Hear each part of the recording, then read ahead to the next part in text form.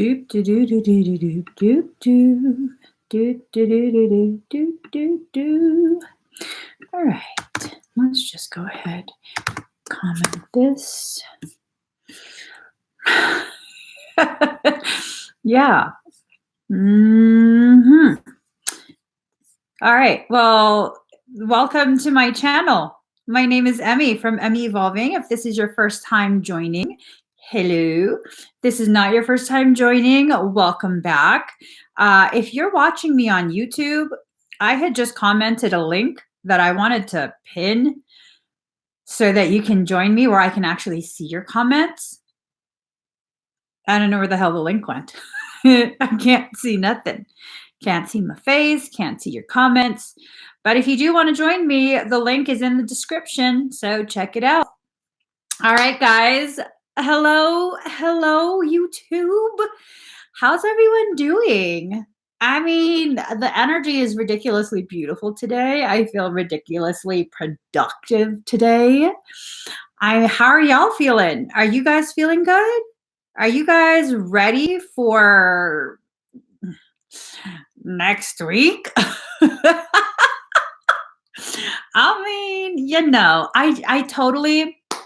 I totally have my issues with the holidays. I don't like to celebrate them. I don't know if it's my rebelliousness. I don't like to be told what to do and when. And it's like everyone gets told that, okay, on these days, these are the activities that are approved. These are sanctioned activities. And if you do not participate in it, you are not loved. And I think that's kind of like bullshit. I don't know. That's just my personal thing. But I do know a lot of people are going to be with family. Beautiful. Sometimes not so beautiful. I fully expect this year to be a very interesting and beautiful holiday experience with my family. Simply because that's what I'm choosing to make it, simply because I'm choosing to make it something ridiculously beautiful. I want to actively begin cultivating beautiful memories with my siblings, with all the babies in the family. So that's what we're going to do. Well, at least that's what I'm going to do. Anyone want to argue? I'll be like, look, eat more motherfucking turkey. Just put the turkey in your mouth and let the tryptophan take its effect. You know what I'm saying? Eat more damn tryptophan. I will put that shit in a blender. If you can't chew no more, just sip it through a straw. Nah, I'm so joking, you guys. But really, it's important that we begin prepping ourselves now. Not all of us have supportive, loving family environments. And we kind of need to prep ourselves now and really have a pep talk with ourselves and decide what kind of experience we're going to have.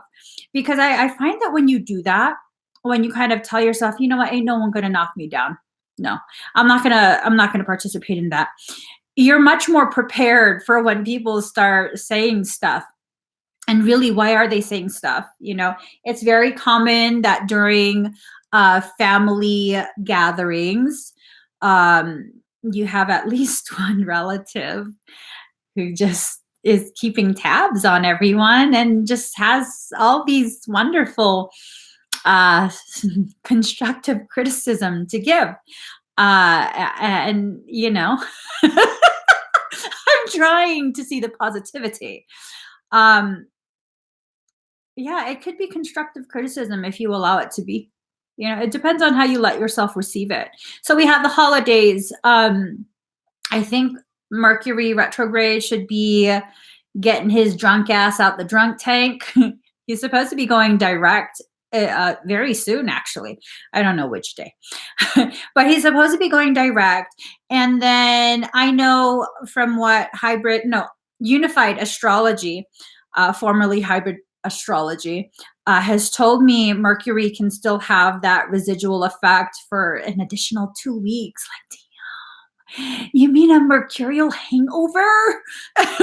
So people's behaviors might still be like a little, blah, blah, blah, but that's fine. That's fine. I think Mercury really serves a purpose. It really helps to clear space if when you allow yourself to purge, when you allow yourself to just observe people's, authentic behaviors, who they actually are that they've been hiding, because Mercury has a tendency to make that rise up. um, you get a lot of clarity. You really truly get a lot of clarity as far as like who's in your life for what reason. So some people are in your life to help you learn a lesson of self-control, self-muzzling. Sometimes you just gotta not say things, because there's really no point. I have this rule in life.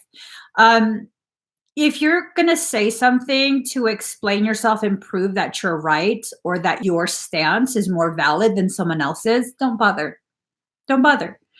That needs your attention. Okay. That's a part of you that feels unvalidated. That's a part of you that is questioning your own beliefs. And so if you need someone to validate you, if you need people to agree with you, that's probably what's going on. So instead of trying to convince them, kind of just get quiet and ask yourself, why do I need someone else to believe this with me? Why? I mean, why? This was something that really rubbed me about just, religions in general, a couple in particular, but I'm just going to make a generalized statement.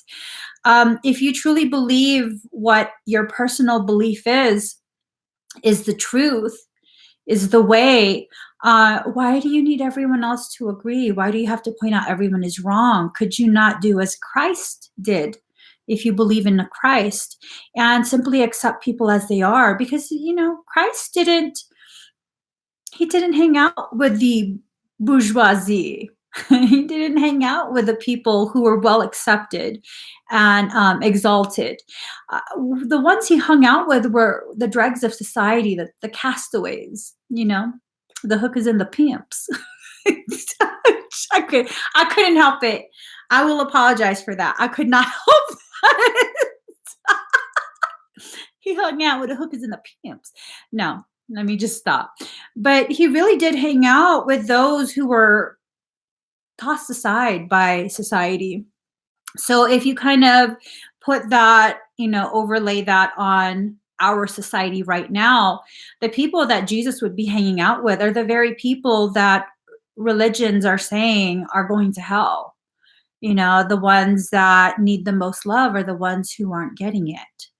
So it's always a very bittersweet time during the holidays, because it's a time for some of us to really reconnect with family. If you have a good relationship with your family and you just through the year, everyone gets busy with lives. You don't get to catch up as often. It's a beautiful time. But for those of us who don't have that, it really then becomes a really painful time, because it's a time that's really shoved in your face that you don't have anyone, you know? And a lot of people feel this way. A lot of people feel this way. It actually is a very, very painful time for me every year, just because I feel everyone's, pain and stuff. It's like this sense that I get, and I get this every year. It gets worse every year. It's a sense that I get that people spend to kind of mask, cover up, sugarcoat, um, the really the really dark, ugly side of their existence. This feeling that they don't fit in, that no one understands, no one accepts them. Yeah, it's not a good feeling. And I have a large family myself, a very large family. Very large family. I have a lot of kids, and I'm never alone on the holidays, but I just I can't help but hurt for the people who are, you know, while everyone is doing their customary holiday posts of all the food and all the people around them, everyone's smiling, all the material things. And then I think of the homeless people. Uh, don't go there, girl. Yeah, no, I do. I think of the homeless people and I think of like, I wonder if they know someone cares. I wonder if they know someone cares, you know? Because there are people that care. There are people that exist that they spend their holidays with those who have no one. What's so funny, Rena? Homeless people? People struggling? People hurting? What's so funny? I want to laugh with you. Can you explain what's so funny?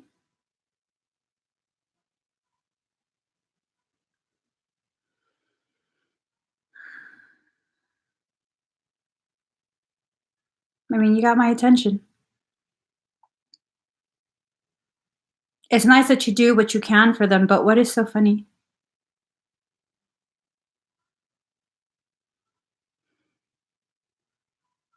Hmm. Silence. Very telling.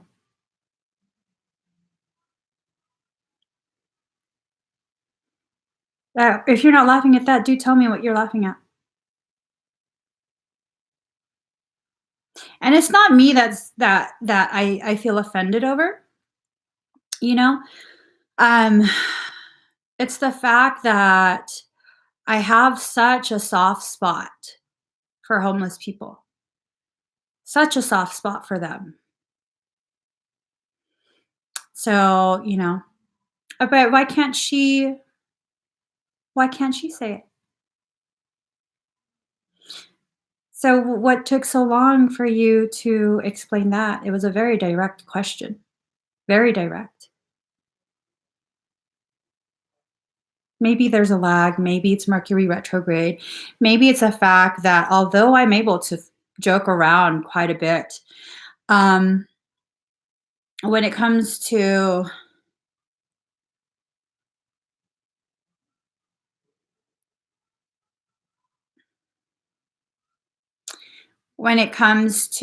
any kind of even implied disrespect, especially towards homeless people, I get really up in arms. I get very sensitive about that. Very. So, apologies if it's a misunderstanding, but the energy really does speak to me. The energy really does speak to me. And before I just kind of respond to the energy that I detect when people comment, I like to get clarity. I really do like to get clarity. So I ask direct questions. And if you guys are like, whoa, why is she? Whoa. Well, because, because. hmm you know. So basically,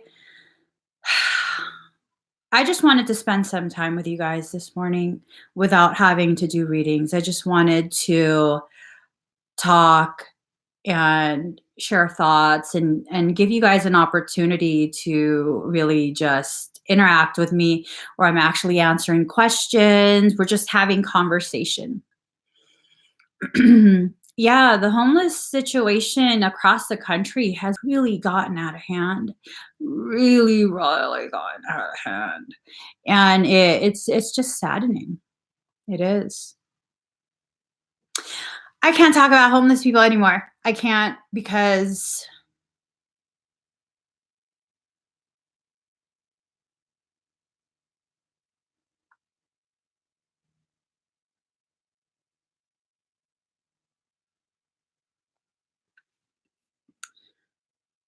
I understand you explained everything, Rena.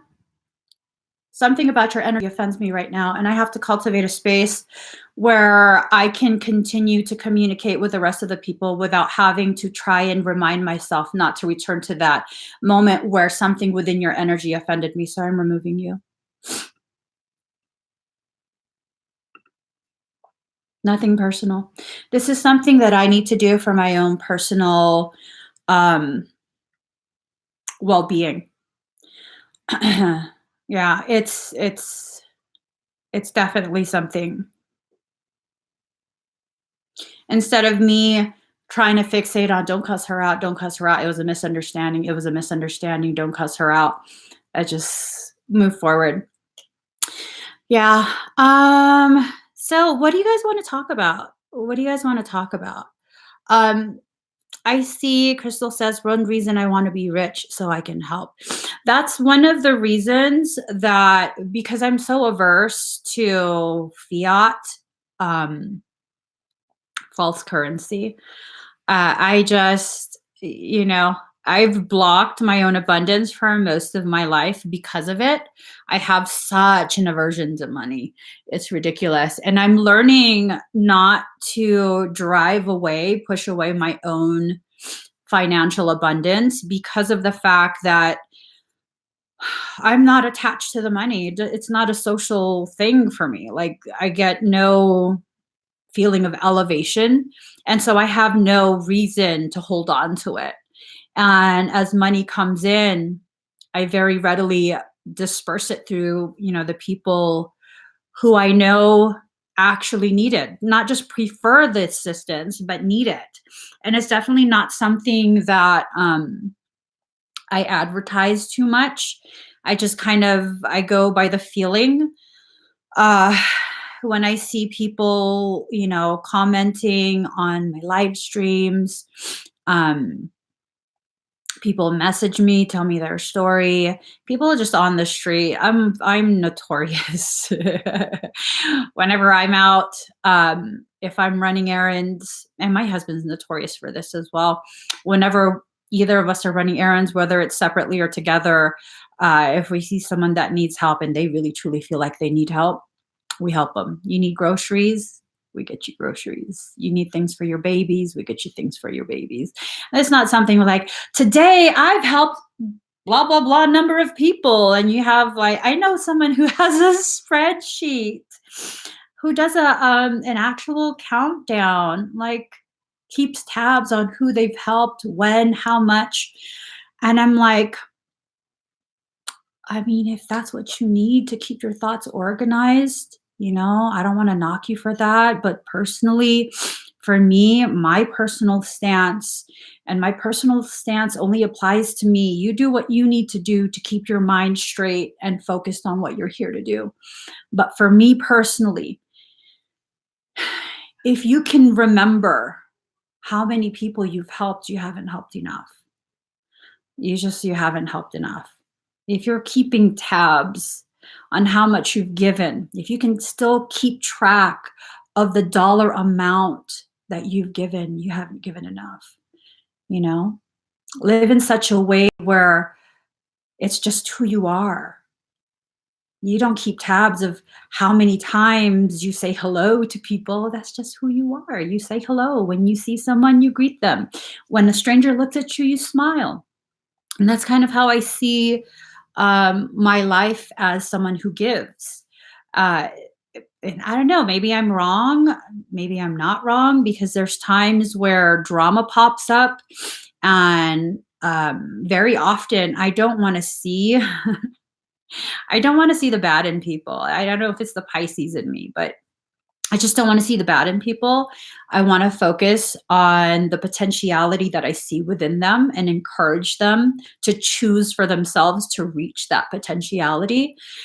And then when things happen and a separation needs to occur because that commingling is no longer in alignment with, a mutually beneficial growth. Um, Man, there's been quite a few times where I've had to kind of just do an internal audit. Like, how can this person say I've never done anything for them? Like, is that true? And I'm like, holy shit, I've done this much for you. And that's only the stuff I can remember.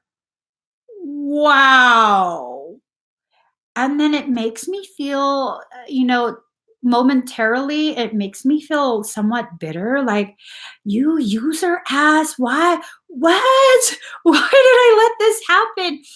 And it's like, because because a part of you understood that in that moment, they were being gifted an opportunity to receive a very unconditional, wholehearted helping that had no ledger of what was done, when was it done, how much was it done. And that was their opportunity to decide how that loving and giving was going to affect them. And it has nothing to do with me or my heart or my journey. When people choose to allow that to enable their sense of entitlement, that's a decision they made. So it's almost as though it's a semi-conscious decision to continue the cycle. They're not done with that 3D existence, that mindset of lacking. And when you identify that they are not done with that, you have identified the moment that your help is no longer necessary. That's when you need to decide for yourself to respect their sovereign decision to continue with that lesson without you, right? And so that's kind of how I come to terms with, because I mean, this happens so much to me. It's ridiculous. It's ridiculous. And still I help, still I give, not because I'm stupid, but because this is my heart. This is part of my soul purpose.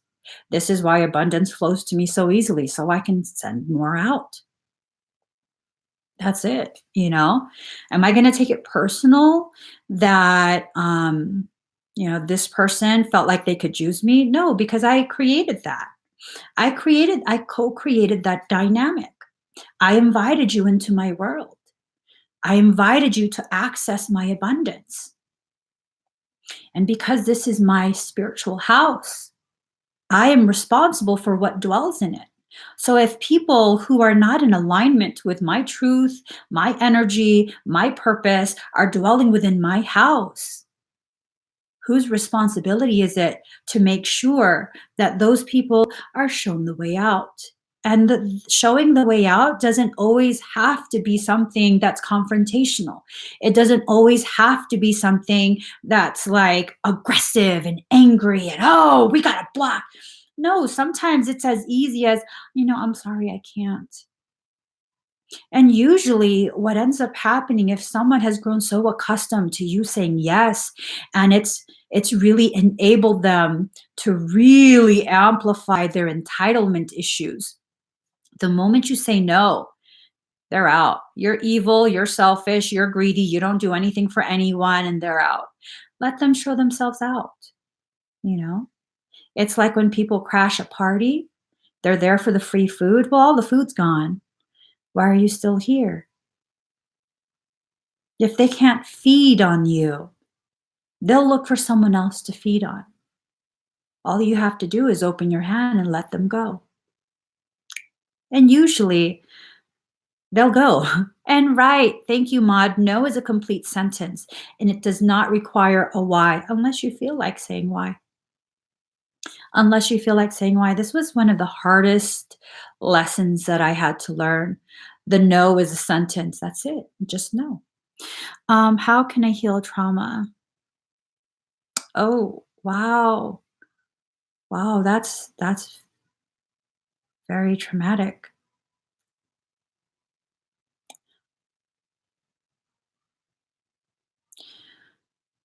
I'm going to be honest. I feel the trauma and I have no answer. The trauma is so all consuming. I have no answer. It's almost paralyzing feeling it. Mm, I have no answer. I'm sorry. I do know someone who specializes in hypnosis, and their specialty is helping to release, identify, and release life traumas to help with healing. If you really want to know, I can forward you their info. It's something that I don't want to just release it out there in the public, but they're certified in this. They've taken the proper courses. Um, they have the level of integrity that I hold for myself. Um, simply email me, contact@meevolving.com, and I'll forward you their information. Um, I'm sorry that you went through that. That's that's a lot. And I'm sorry I don't have any clarity to offer you. That's a lot. That's a lot. Let's see. There was one. Love will override any negative situation. Sometimes what we're taught, what we're programmed to believe about love is so fractionated. It's just one aspect of omni-love. Human love, human concept of love is like soft fluffiness, cheerleader, I'm going to hug you, let you cry. But love has so many facets. Love is a very fabric of creation, it's the everything. Love is the God seed.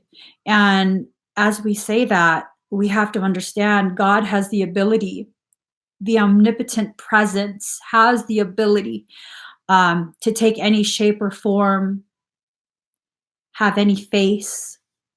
And so sometimes it's in that negativity, that negative experience, that we're being gifted with the pain to grow. And this is not about enabling, excusing, or supporting those who are abusing us. This is about understanding why our soul has allowed for that circumstance to come to our doorstep. Their behavior is still wrong. Their chosen way of existing is still erroneous. It is still abusive. It is still not okay. I'm still not in agreement or alignment with your abuse of other people. But when we allow ourselves to elevate higher than what the human mind's limited ability to understand, we then begin to see the bigger scope, which is how we're all intertwined. And sometimes uh, love, soul love, omni-love is brought to you in a way that's hard to swallow, that's tough, that breaks you down, because it's those parts of you that have grown in such a way that doesn't support the higher levels of being that need to be broken down. So sometimes when someone has outgrown their britches and they think they know everything, and they're trying to force everyone to agree, like, I'm right, you're wrong, everyone's wrong. If you don't believe this, you're wrong. Then they get brought to someone like me that's like, no, motherfucker, let me explain to you why you're not going to dominate me, why you're not going to try and force me to agree with you, why you're going to have to be okay with the fact that I don't give a fuck what you believe. Not that I don't give a fuck about you, but I don't give a fuck about your agenda. And I don't do it out of hatred or malice. I don't really like to correct people, but sometimes soul is like, boo boo, we're bringing you this person. You're going to need to break their shit down. You're going to have to break it down. Don't worry about them, because we're going to send other people to rebuild. They're going to be angry with you. They're going to hate you. But we made you thick-skinned for this. So break them down in the way only you can, and we will rebuild. And I'm like, shit, I don't really want to, but sometimes the shit just flies out my mouth. And then I'm like, did I really just tear someone down like that? And then you hear Michael in the background. Stop it. You had to serve truth. Flaming hot or cold, that dish had to be served so their soul could be nourished. And I'm like, you're mean. You're mean, bro. I didn't have to come out like that. But they couldn't and they wouldn't hear it any other way. Who am I to tell a soul how to receive a message? How to deliver a message? And it was just 66% at 9:54, 6699, receiving, giving. It's a cycle, it's a circle. And so as you give, you definitely need to be able to receive. Do you think I can still be a great healer? Oh, Giovanni. Ah, That question. Let me reread that question. Do you think I can still be a great healer if I don't find a way to heal my trauma? Ooh, I found the most gifted of healers have suffered through the most tremendous of traumas. Traumas that should have destroyed them in that moment, yet they kept pushing forward. Because there's something inside you that knows this trauma is for a purpose. You're being prepared for such a great calling to serve so many other fractions of consciousness that you need to experience the worst of the worst. So, anyone that comes before you, you will have experienced worse than them, and you will know, I survived something worse than you. Yet I'm here, still soft, still loving, still opening my hand to help catch you. Yes, my hands are mangled. Yes, they're full of scar tissue, but that's what makes them strong. It's that scar tissue that fortifies you. It's that scar tissue that fortifies you. So, with all the things that you've been through, and you still want to be a healer, I mean, 65% at 956, 6 being the receiving, 5 being the change, 9 being the God number, 5 being the change, 6 being the receiving, mirrors 11, 9, 11. Divinity and within you is that God source. All the numbers are telling your story. They're telling your story. That's beautiful. I mean, that's beautiful. You're definitely meant to be a healer. And the best way to learn how to heal is by first healing yourself. If we look at the history of humanity, the most gifted of shaman, they came from a lineage of healers who first practiced on themselves. How did we learn about herbs, plants, medicinal properties, toxicity? Because first they would test on themselves small amounts, larger amounts, observing, testing. And this is what you're doing. This is what your soul is doing right now. You know, maybe your purpose is to help people heal beyond their emotional traumas. Maybe whatever you find on your journey to figuring out how to heal yourself is the very modality that you're going to use to help other people heal. Maybe that's why you're still searching. Maybe that's why I have no answer for you, because this is something you need to find for yourself. And I'm not allowed to pigeonhole you into something, because sometimes when people hear someone else state their opinion, because everything I ever say is merely an opinion. I'm an expert only in my life. So everything I ever say is nothing but an opinion, just like everyone else's. And sometimes people give my opinion a little too much power over their journey. And they're like, well, Emmy said I'm going to be this. No, Emmy thinks you're going to be this. You're going to be what you believe yourself to be. And clearly you believe yourself to be a healer, a shaman. Just, it's a matter of you undoing the limitations that you think you have. um,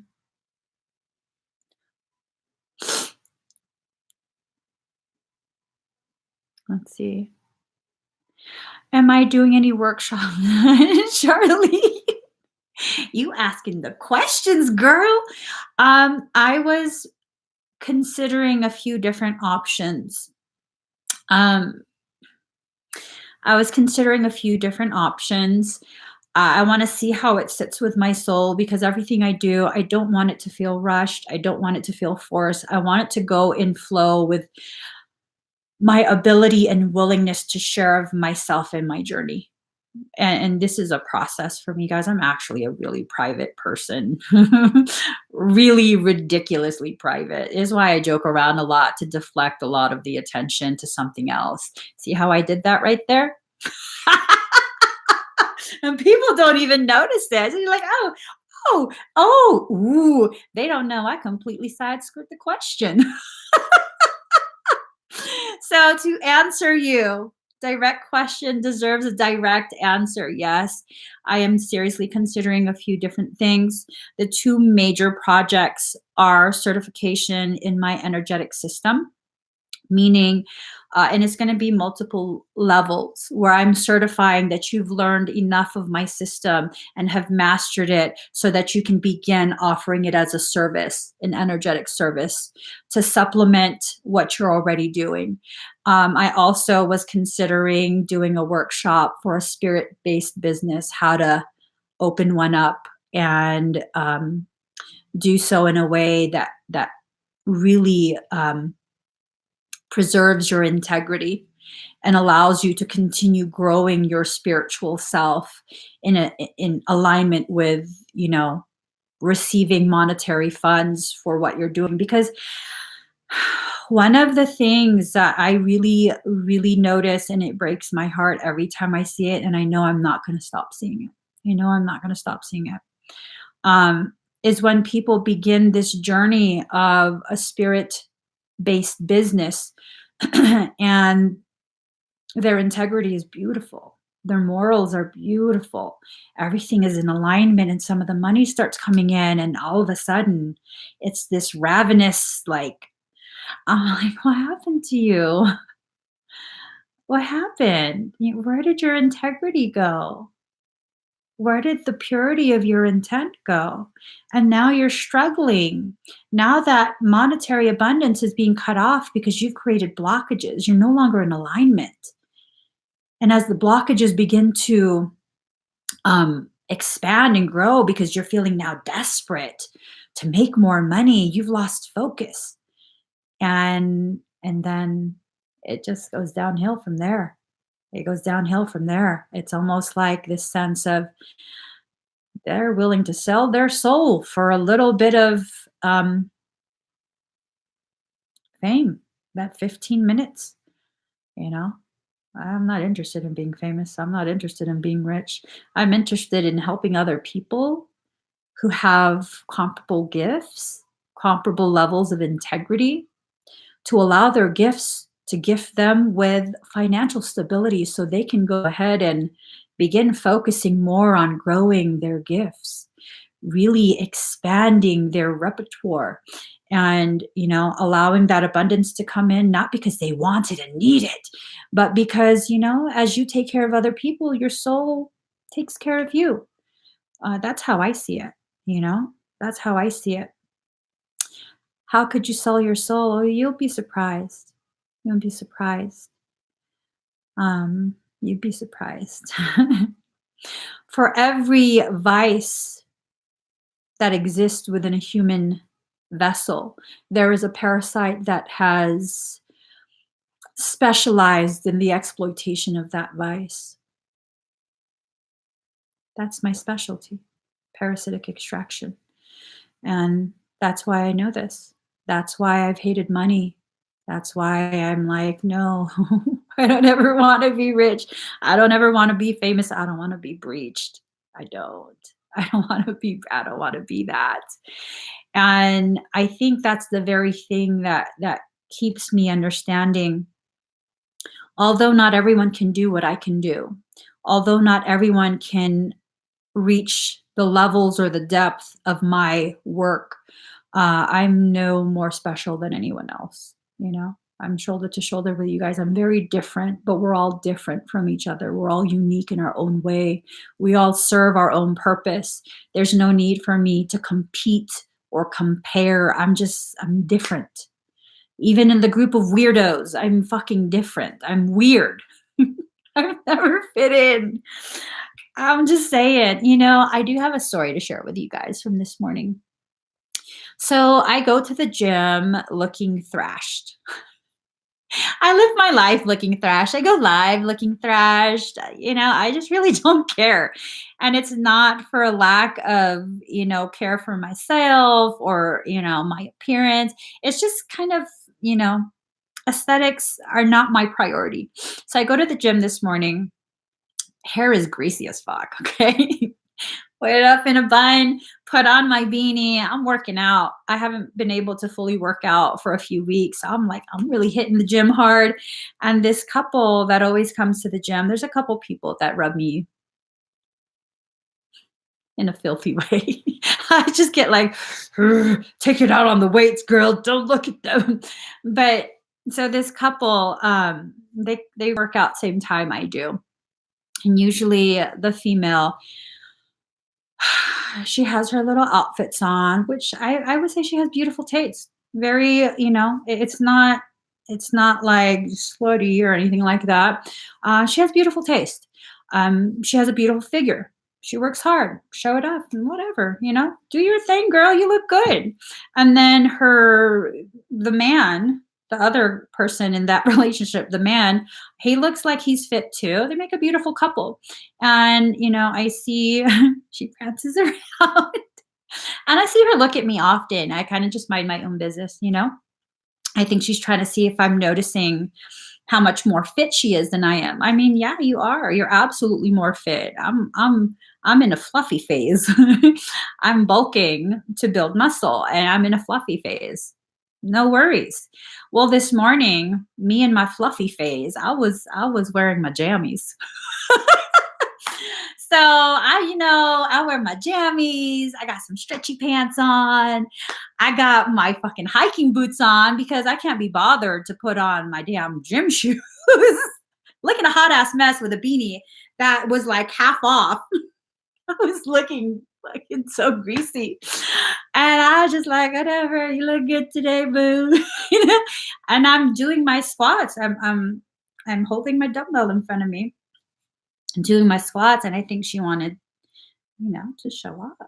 So we're in front of the mirror, and her man, they're saying, she's here and he's here. And I was sitting on the bench. I think they thought I was gonna do some arm stuff sitting on the bench. My alarm goes off. I get up, carry my fucking 50-pound dumbbell. I'm gonna kettlebell squat, boo boo. And I don't care. You positioned yourself there. Okay. You positioned yourself there. My ass is all sweaty. It's just trickled down my back, down to my ass crack. I've never had that happen in my life until recently. And I'm just like, time to go. And I start squatting. And when I squat, I go deep down because I want full range of motion. And when I come up, I squeeze the girls, squeeze them, crack them nuts. And I squeeze. Poop, pop it out, pop it out. And then she's like, and I'm looking at myself, I'm focused, and I see the two of them look at each other, make eye contact. His eyes go that way, her eyes go straight ahead. She starts looking uncomfortable. They're doing their little barbell shit. I'm like, pop it, pop it. And I'm like, that's right, boo. You shouldn't have put yourself back there. I'm just saying, you look good and everything, but mama got a booty now. And I was just talking shit to myself. This whole time you've been focusing on me lifting half the shit you could be lifting because you're so focused on all the other women in the gym. I grew my ass, girl. I've been focused on what I'm lifting and squeezing my ass, and it's grown. And now you're feeling uncomfortable, and I'm over here in my fucking pajamas. And then it kind of made me sad because after that one set of me squatting in front of them, they both scooted their asses over. And I was just like, where are y'all going? That was your first set. I know you do more than one set. Why y'all move? And so they scooted over, and I was done with a squat. So I go over to the leg press machine. This girl, she starts using the machine beside me for every machine I do. And she keeps looking over. I'm like, boo, don't do that. Don't come, I'm thinking in my head, don't destroy yourself like that. Don't compare yourself. You're fucking beautiful in your own right. She comes to the gym, her hair is done, her makeup's on, she got her little gym outfit. Why are you worried about me? You know what? Don't compare yourself. I'm saying this in my head. She's looking at how much weight I'm lifting, and then finally I got annoyed, and in my head I'm like, I may be fluffier than you. I look out of shape, but I can fucking outlift your ass. You're lifting half the rack. I'm clearing the whole rack. Stop comparing yourself. There's no comparison. There's no comparison. That would be as stupid as me comparing about how skinny you are compared to how fluffy I am. I will never have a flat stomach. Even when I was at my lightest, where I looked frail as fuck, I still have my baby pooch. I've birthed how many children? I will never have a flat stomach, and I will never compare myself to another woman who has a flat stomach, who doesn't have the history of my body. My body is a temple, unique temple. It's housed living things. It's been through traumas. It's a lived in temple. It's not one that's sterile and everything has to be perfectly shine. No, this is a temple that's very loving and inviting, something that's allowed another being to exist within, comfortable and safe. So your journey will never equal mine. And that needs to be okay with you. And I'm like having this conversation with her higher self. Girlfriend must have heard it because I mean, after a couple machines, and I know they weren't done. I know around what time they finished their workout, they left. She had him go to the car and she came back in. She came back in at the wrong time because I was doing my hip thrust. I was using the hip thrust machine. And that shit, I mean, that grows a booty like a mofo. I'm just saying. And I want to say I had 230 pounds that my ass cheeks were clenching. I was like, oh, boo, you should have just stayed in the car. You should have just left because then she's walking over and she's looking at all these plates on my thing. And I'm like, oh, yeah. And I'm like, you just fucking yourself up today, girl. You beautiful. You fucking yourself up. You see, I have all this fucking oil on my face to moisturize. I think you're probably half my age. Boo. Like, why are you? I'm old enough to be your mom. Why are you comparing yourself? Do you compare yourself with your mother? What is wrong with you? So, you guys, don't compare. Don't compare to other people because your journey is so different than everyone else's. So different. So different. And there's no comparison. Comparing and competing is just, that's an entry for parasitic infestation. It is. It is. This is the exact reason. This is the reason why I refuse to compare myself to other energetic practitioners, and why it drives me nuts when people say, I do what she does. I do exactly what she does. They come on my live and they say, okay, what is it that I do? What is it that you think I do? Explain to me my process. Because I had someone who would constantly, it was a while ago, but she would constantly go on my live streams. I do what she does. I do what she does. And then that was the time I was still giving away free sessions, free private sessions like crazy. Just I was doing completely free expedites for like 4 or 5 hours. And during those expedites, just for sharing, I would pick winners for private sessions for free. And she won a private session. This is for her first time experiencing my energy. And she was telling me at the beginning of her session, I do exactly what you do. Yeah, we have the same energy and blah, blah, blah, blah, blah. And I didn't say anything to correct her. I just was like, "Oh, that's amazing that you can, you know, relate in some way." Kind of left it at that. Started the work on her. And then when I was finished, she's like, I don't do anything you do. That's on a whole nother, I have never felt this way before from anyone else. And it wasn't that it made my ego be like, that's right, bitch, I'm the top. No, it was like, you will never do what I do because we're so different. Just like I will never do what you do. And you should never compare. You're valuable in your own right. Why would you want to be me? Who the fuck am I? Be you. There's only one you in this world. Be you. Why would you ever want to be someone else? Spend your whole life being in someone else's shadow, trying to, keep up. And really, though, the people who copy me, there's a lot, whatever. The people who copy me, you're never going to outdo me because you have to wait for me to do something so that you can copy it. Do you see how that works? Why would you ever want to stay behind me? Why wouldn't you ever want to excel? Go beyond anywhere I could ever go. Why? If you're copying someone else, you literally have to stay behind them because you have to wait for them to do whatever it is you're going to copy. How about instead of spending so much time fixating on me, fixating on other people that you want to outdo, how about you spend time with yourself? How about you allow yourself to guide yourself through your path? How about stop being so desperate to get positive responses? Impress people with your knowledge base that you're spending all your time Googling shit, trying to teach shit that you've Googled. How about instead quiet yourself down, be patient with your process?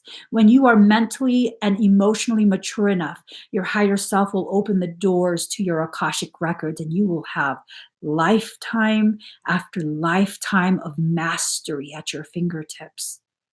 And you can just thumb through all your memories and decide which one you're going to recover, which one you're going to activate yourself so that you can offer assistance to other people.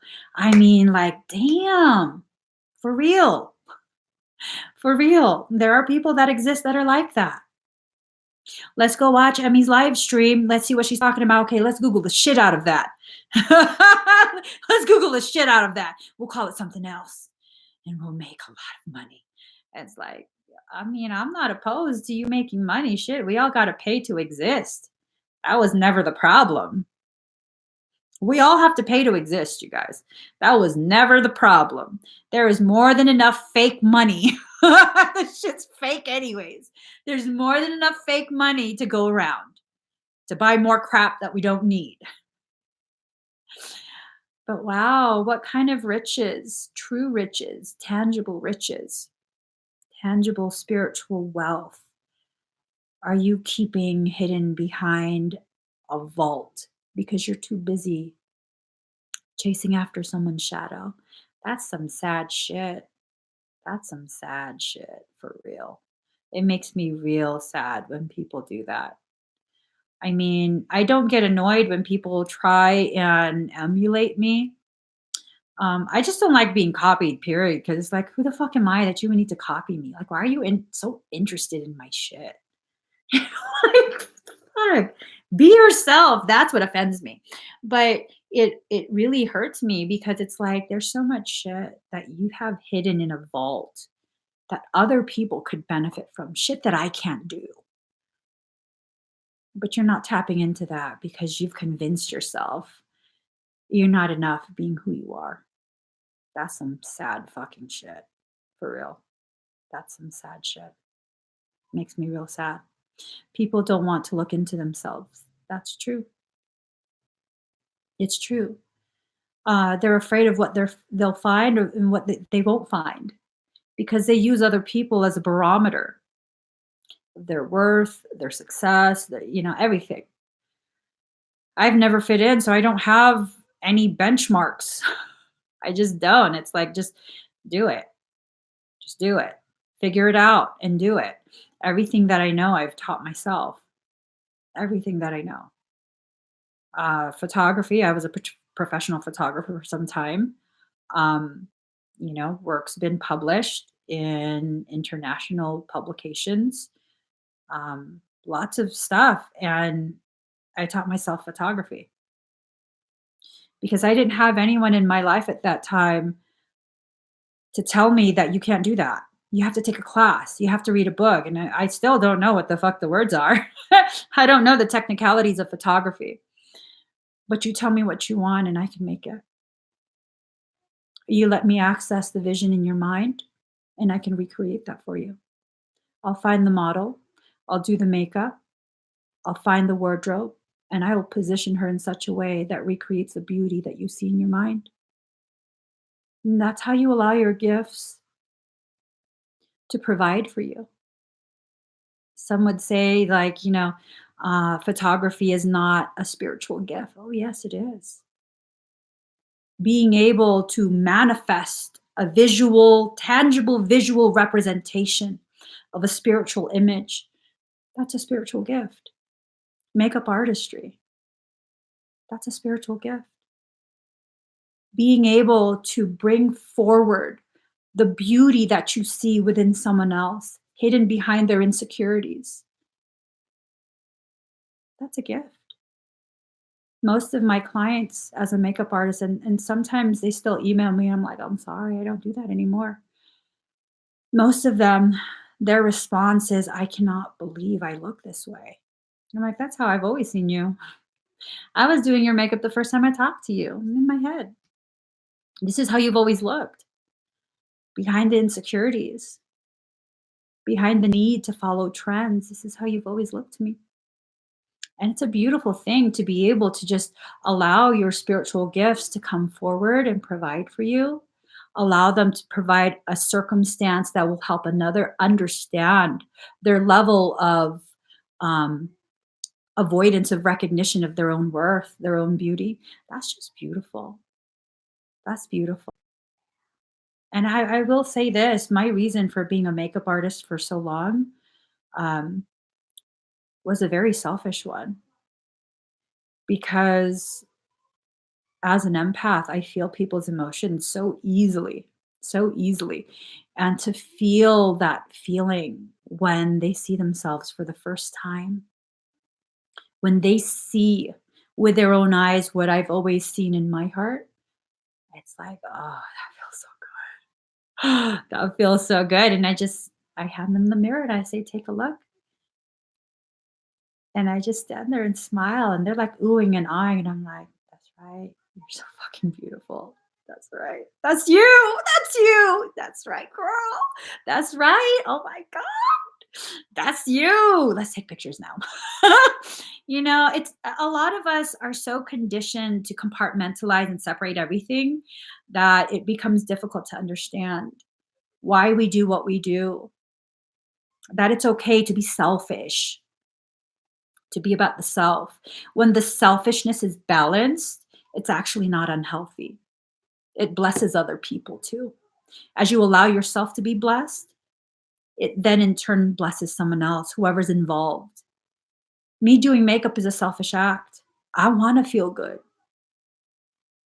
And in me using you to make myself feel good because it's a balanced act, you feel good too. When I do something nice for someone, it's because I want to feel good.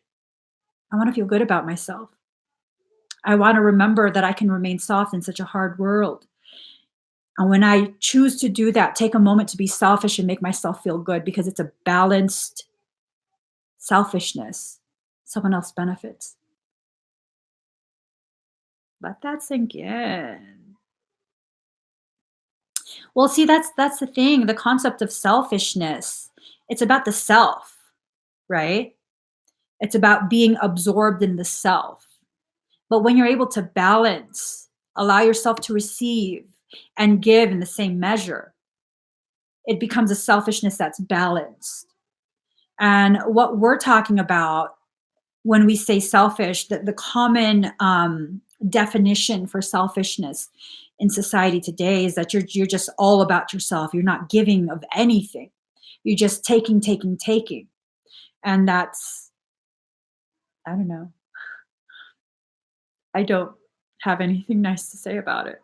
I have nothing nice to say about that. And when people start to talk badly about you because you're so self centered, well, who should I revolve around? You? I mean, this is my journey. I am the star of my movie, right? Should I just be revolving around you? Is that what it is? Because your divinity is somehow more important? That you should be placed before me and my own needs?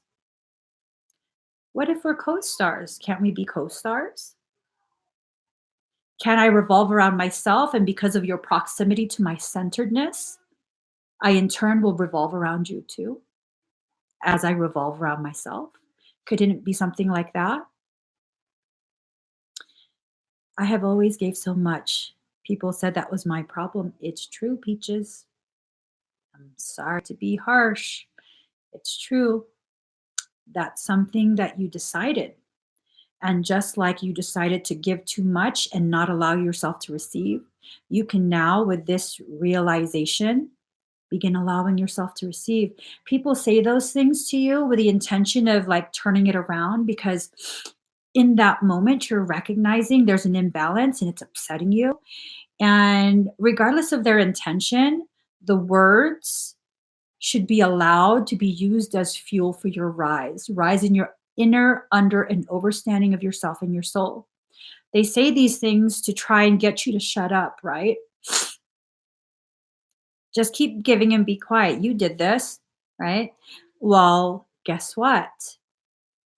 I'm also going to undo it. I'm going to now allow myself to receive. I'm going to give myself first.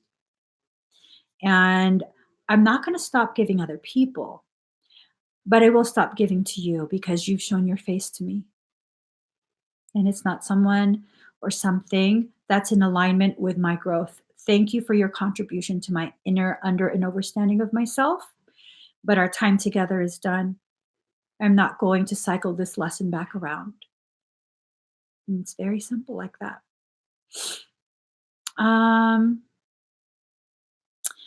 there's a lot to say about Metatron. There is Metatronic energy that was part of the false king of tyranny matrix, the programming, draconian stuff. Um, there were Metatronic seals that were placed upon Gaia during that fall. There were Metatronic seals placed upon Gaia because of the laws of reciprocal reflection. Anything that exists within her realm, 3D realm, will reflect what she's going through.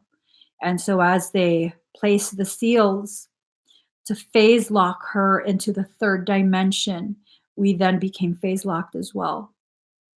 There's a lot of information that's really just one sided. Um, a lot of people like to talk about Toth, Thoth, whatever the fuck his name is. He stole the CDT plates, he manipulated them to serve his own agenda. And a lot of people claim a link to Toth because there's a lot of beautiful things written about him, a lot of powerful things.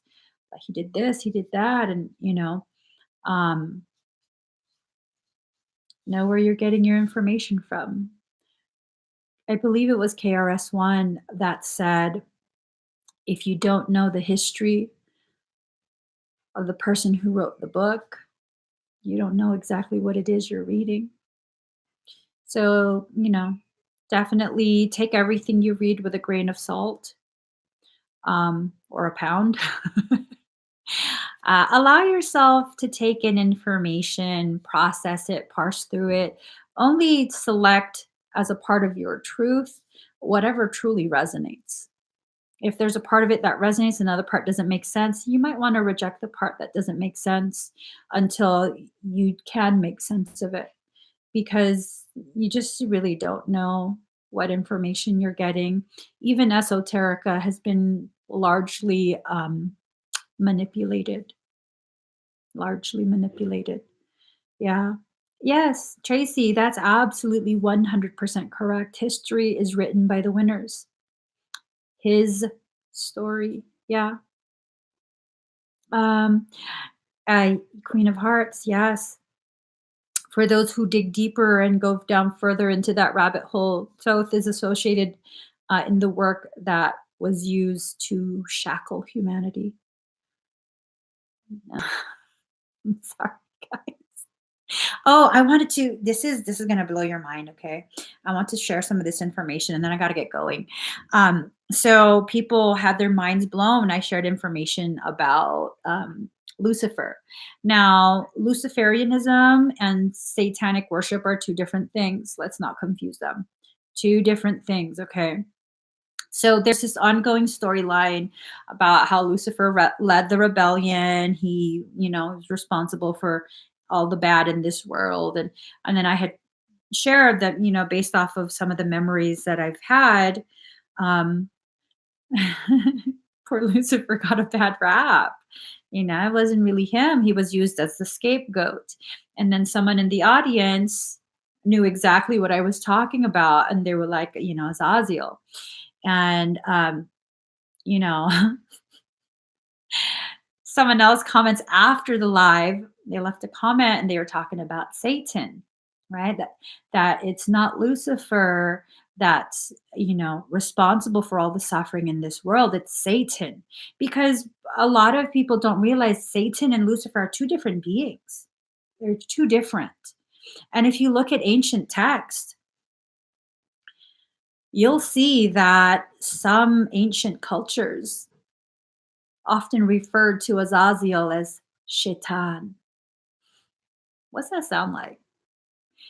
Shaitan. Shaytan. Shaitan. Mm, that's right. I think it was you, right, Tracy? Ah, yeah, it was Tracy. Yeah. So know what you're allowing yourself to really take in as your truth, because a lot of it is absolute distortions, distortions. It's absolute distortions. So Lucifer is the angel of light, and what's being preached? Love and light, love and light, right? What kind of light is that? The light that was corrupted by the shaitan, or the true light? Which light is that? Which one are you subscribing to? There's fake love too. Artificial light, fake love. And I found, a lot of these light and love and lighters, whatever the hell they are, um, they totally remind me of those who are very religious and are so hypocritical in their existence. Like they'll have a really shitty attitude towards everyone, very unchrist-like. And then Sunday service comes, like, oh, sister, bless you, sister. Like, and I mean, my own personal experience, growing up devoutly religious, uh, and also hanging out with some serious ass gangbangers. Y'all don't even be knowing. I'm telling you, the Emmy hole goes deep. So yeah, no, I when I was a teen, I used to hang out with really questionable people. Really, really questionable. I will neither confirm nor deny the activities that were witnessed. But what I did see, what I will say is this: drive by with collateral damage Saturday night, Sunday afternoon, 12 o'clock mass, absolved. We're good. Kiss the Jesus. We're good. Like, what? Did I not just see you do shit like last night? Why are you at church? Shouldn't your ass be in jail? Like, what the Yeah. Okay. They're the ones that were wearing the rosaries. They had the little brown felt square necklace from the front and the back. So you shielded front and back. Jesus got you. I'm like, yo ass just did some really illegal shit. You should not be here. Don't talk to me. I don't want to be involved in that shit. My parents will kick my ass if they know that I know what you did. Yeah. So it's just really this whole mm-mm, mm-mm. Show me truth. Show me who you are behind the mask. I can always respect the truth, but I cannot tolerate being in the presence of a lie. When it comes to people, not being honest with the person they are, I can love people regardless of how shitty they are. I know I'm capable of this. Okay. Regardless of your level of assholery, I can have so much love and patience for you. But the moment you begin trying to pass off lies as truth, you're out. You're cut out. You know, you're cut out. You're just cut out. That's that. Let's see. You wore the scapular too? I had some too. Oh my gosh, let's see. Right, Tracy, girl, you be like sharing a lot of good stuff. If you really examine religions, you find they have dark sides as well. Yep, yep. One of the most vocal religions, the one that I personally hear the most condemning other people. I mean, you're condemning someone to hell for all eternity. 36% at 1036, mirroring again. You're condemning someone to hell and you think you're going to be given entrance into a heaven because your beliefs give you that VIP pass, play a park in, you're right parked right by the gates. Look at you with your handicap pass. Yeah, no, that's a very crippling belief. To think that's why you got a handicap pass. Because you look at the history of that particular religion, the Crusades, how many were slaughtered? I'm pretty sure Jesus wouldn't have been okay with that shit. I'm pretty sure of it. I'm pretty sure Jesus would not have given the green light on genocide. Mm-mm. Nope. Nope. Yeah, all religions. I can't say that I know Buddhism to do this. I've forgotten much of what is taught in Buddhism. I went through a period in my life where I was shopping for a religion because I just love God so much. It's fucking ridiculous. I wanted to be a nun for most of my life. I like literally wanted to be a nun. I seriously considered joining a convent. First, I wanted to get my medical degree and become a board licensed cardiothoracic surgeon so that I can go join the club. You guys, I just, it's not always working up here. That was the life plan. I was going to become cardiothoracic surgeon and then join the convent so that I could do all of this for people in God's name. And then I realized, what? You can't enter the convent with debt? You have to have good credit and no debt to enter the convent and vow to a life of poverty? What? Yeah, sure, I'll look it up. Yeah, you can't. Oh man, my little fella scratched me. But yeah, no, I was serious. I was serious about it. And so I was just like, well, F that. I'm gonna start wearing my makeup again. I at least want to look cute as I sin. Yeah. Um, yeah, it does make it easier to control. It does. Let's see.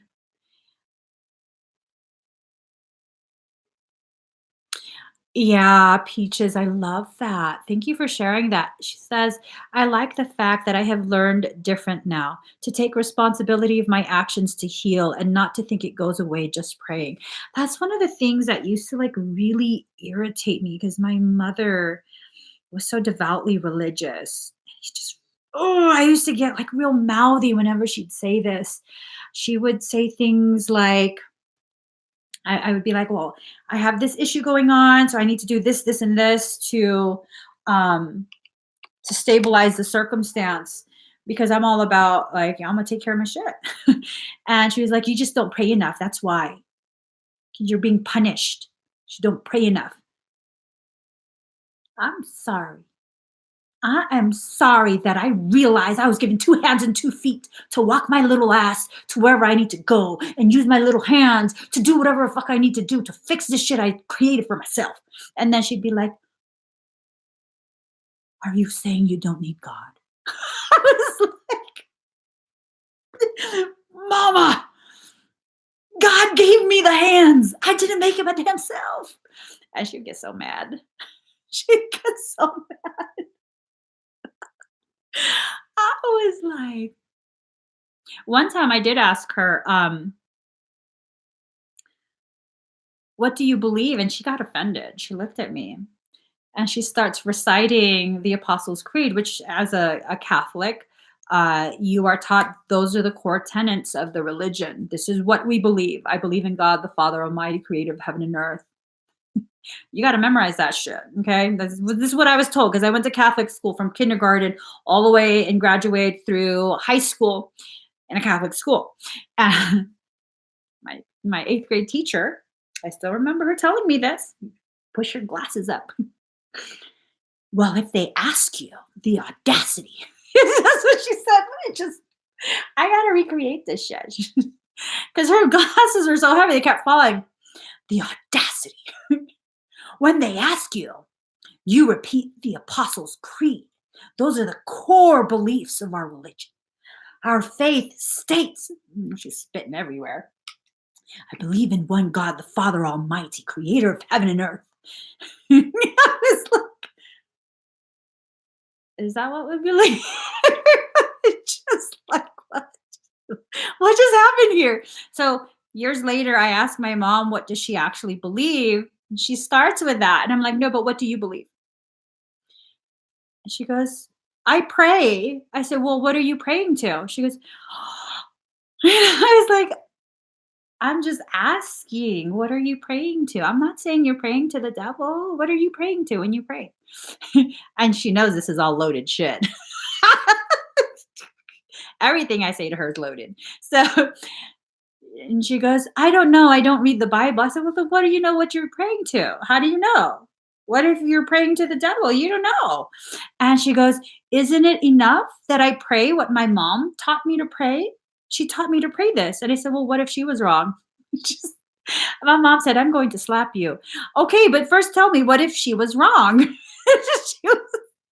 You're so disrespectful. These are questions that need answers because you're telling me my kids are going to go to hell because I don't take them to church and I don't know what's being taught in the church.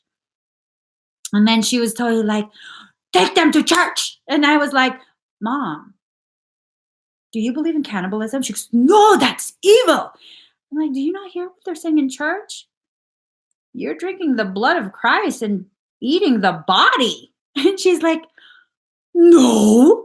And I said, well, what Lola told me is that the priest told her, don't bow your head when they lift the cup and the bread. You have to lift up your chin and you're in the glory of Jesus. That's now Jesus.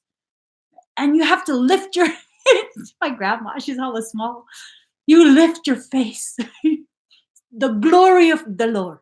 I was like, okay, because I was a kid. Okay, I will lift my face.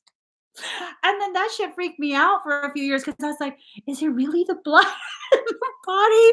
Did they save pieces of him and they're not feeding it to us? So I told her that. I was like, that's cannibalism. And she goes, oh, no, don't say. I said, your own mama told me we are not pretending at that point. You got to lift your face and be in the glory of the Lord wash over you because that's actually his body. That's actually his blood. And that's what we're consuming. And that's cannibalism, Mom. And she's like, oh, I'm going home to my own house. So she left my house and she went to her house. And then she called me and she said, I need to I need you to talk to the priest.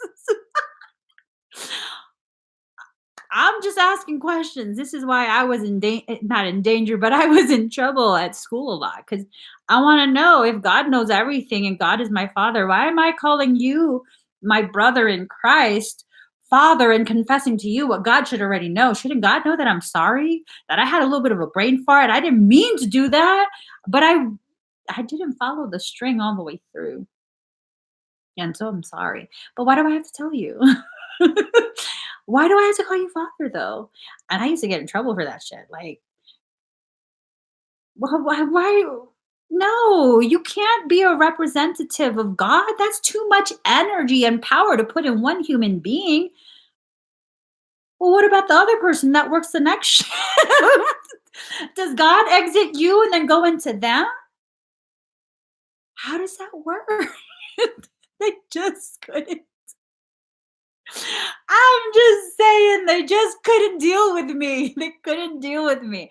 So yeah, and then after a while, I was just like, I don't know. I know God's real. I know this for sure. There enough shit has happened in my life. I know 100%. There's nothing anyone can ever do to convince me that God is not real. But I don't think I'm in the right group. I don't I think maybe if I do some research, I'll find the right group, and then every group there was something, and I was just like, no. This other, I don't even know what they were. Were they Episcopalian? I don't remember. It's another shoot off from Christianity. One of my son's friends, I became friends with his mom, and she's a beautiful lady, like such a beautiful soul. I have so much love for her. Um, we got conversating, and then she invited me to go to their Sunday services. And we went, and it was beautiful. Like, it felt like an actual community. Everyone knew each other and spoke with each other before the service. The service was going beautifully. They were going to have like a luncheon afterwards so everyone can kind of catch up how everyone's doing during the week. And I was like, I knew that's what was planned for after the service. And I was, I kept touching my heart, like, oh my God, this feels so good. This feels so right. And I was like smiling the whole time. My whole family came with me. I was just looking at my husband like, I think we found our place. I think we found it. We're gonna go to church every freaking week. This is where we're gonna, and then at the very end, let us please pray for the Muslims who have I'm sorry. Pump the brakes. Pump the brakes. Someone cut the brake line. Pump the brakes. We still going full. No, they started talking shit about the Muslims. I was like, oh, I don't even want to eat. Can we just go? No, I can't. I can't be a part of this. I love everybody. Everybody. There's no wrong belief. Whatever gets you to connect with your divinity, that's what's right. And if you need a church, a mosque, a temple, whatever the fuck it is, then that's what you need. That's where you're finding your God space, your God heart. And that's what you need. How are you going to tell me all the Muslims in the world are going to burn in hell? That like hurt my heart so bad because coming from the particular place in the Bay Area that I came from, a lot of my coworkers over the years are Muslim, like actively practicing Muslims, and they are the most loving people I have ever come across. And this jihad bullshit, yes, there are some who believe in jihad, just like there are some Christians who believe in the fucking crusades. Come on now. Are you kidding me? And I was just like, no, there's no way you're going to convince me that Wajma's going to burn in hell because fucking, there's times because we were working together in retail. And I have my makeup done, feeling extra fierce, eyeliner that could cut. collarbone sharp as fuck, dressed in all black, like feeling bougie. And someone come at me crooked. I'm like, bitch, I'm sorry. Say it to my good ear. And then Washma would come up and be like, no, no, no, no, no. This is not what we're taught. Some people don't have the same level of understanding, and we don't get mad at them. We pray for them. We hold them in our heart, and maybe that love will help them to heal whatever wound it was that caught them up and made them think that behavior is okay. Now, you ain't burning Wajma. I'm sorry. She done taught me not to cuss people out at work. Because I'm like, oh, say it to my good ear. Because I would do that at work. I'm just saying. When you fucking with a makeup artist and her hair is straightened and is down to her butt and she got eyeliner like that, I'm not talking about that Instagram shit. I'm talking about real fluffed out brow. I was just like, I'm looking far too cute for you to be dicking me around. First off, first off, I'm looking far too cute right now. I'm only 19. I don't need to be acting right yet. Not for a couple more years. But Wajma totally was like, no, girl, no, you don't behave that way. No, you ain't burning Wajma. You're not burning Wajma in shit. Okay, Wajma's going up and through the gate. She need player parking too because she helped me to understand we don't hold people's stupidity against them. I'm just saying. And it wasn't just Wajma. Her sister was like that. My other coworker was like that. They every single Muslim that I personally know was full of that kind of love and tolerance. And there's nothing anyone is ever going to tell me that is going to convince me that an entire group of people who share a religious belief are all needing to be condemned to hell. I'm sorry, that's not going to work. No, no, this is not going to work. It's not going to work. I'm not going to believe that. Mm-mm. There are some individuals, though, that need to get. No, I'm not going to. I already said it. I did. I already said it. I can't take it back now, but I was messing around. I was messing around. There might be some shred of truth in there. I don't know. Maybe I'm still bitter hearing that at the Sunday service. I don't know. I'll have to meditate on that later on today.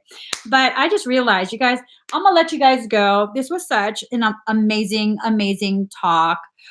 Thank you guys so much for sharing the space with me, letting me just talk with you guys, spend time with you, and just chat. This was really beautiful, and I think maybe my heart needed it. I don't know why. I'm not having a hard day. I'm not having an emotional day. I think maybe I just needed a reminder that I can also share space with you guys without offering a service or having to do any type of service, where we can just talk and share our thoughts and just commune. This is what Jesus was talking about, having a community. It wasn't ever about a physical building. It wasn't about ritual. It was about connecting, sharing of your beliefs, being open to hearing the beliefs of others, recognizing and embracing sovereignty within yourself and within other people. Really just being shoulder to shoulder. It's a beautiful thing to be able to just be shoulder to shoulder. Shoulder to shoulder in times of war, of course, yes, but also in times of celebration. And maybe it's time we spend a little bit of time focusing on just celebrating where we're at mentally, emotionally, spiritually, you know, with your everyday life. Just kind of celebrate where you're at. Maybe that's what we need to do for Thanksgiving. Actually, just give thanks, regardless of what your plan is, your social plan. Maybe the main focus should just be giving thanks, even being thankful for the people who are rude to you, because they're gifting you with an opportunity to really solidify your decision on how not to be. Yes, sometimes rude people are brought to you to remind you how not to be. Just saying. Just saying. So, you guys, I love y'all. Please give this video a thumbs up. If you haven't already subscribed to my channel, Please do subscribe, turn on that notification bell. Join me every single time I'm live. Bye.